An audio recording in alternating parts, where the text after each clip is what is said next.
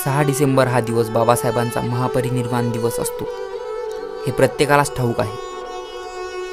अनेक व्यक्तींना बाबासाहेबांबद्दल राजकीय आणि सामाजिक माहिती माहीत आहे, जसे अस्पृश्यांच्या व स्त्रियांच्या उद्धारासाठी जीवनभर कार्य केले, गोलमेज परिषद गाजवली, पुणे करार, भारताची घटना लिहिली आणि 14 ऑक्टोबर 1956 रोजी हिंदू धर्माचा त्याग करून विज्ञानवादी बौद्ध धर्माचा स्वीकार केला इत्यादी।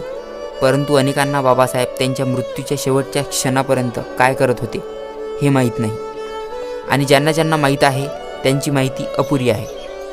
तर आपण आज बाबासाहेबांचे शेवटचे 6 दिवस कसे गेले हे या व्हिडिओमध्ये बघणार आहोत। तर व्हिडिओ पूर्ण बघा आणि तुम्ही जर चॅनलवर नवीन असाल तर चॅनल नक्की सबस्क्राईब करा, कारण अशीच व्हिडिओ मी तुमच्यासाठी घेऊन येत असतो।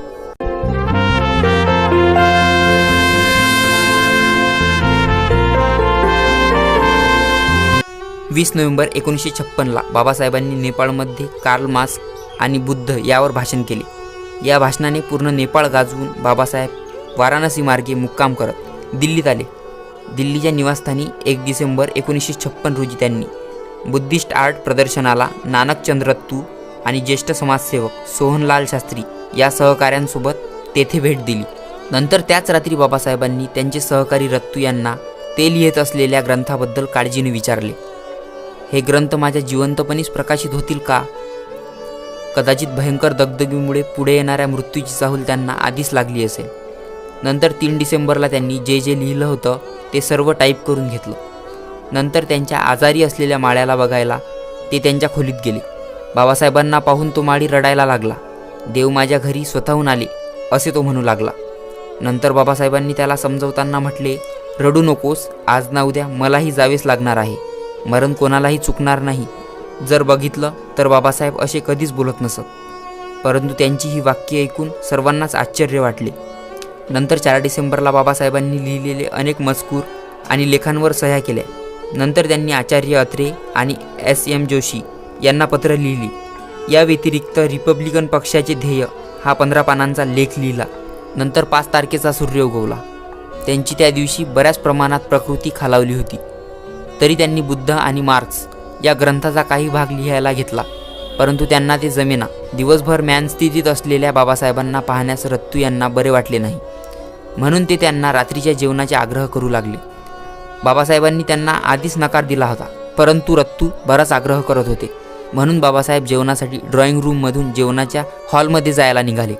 त्या ड्रॉइंग रूममध्ये बाबासाहेबांनी जमवलेली ग्रंथसंपदा होती, ज्यात सर्व जाती धर्माच्या ग्रंथांपासून कायदे, अर्थशास्त्र, समाजशास्त्र आणि तत्त्वशास्त्रातील महान आणि दुर्मिळ ग्रंथ होते।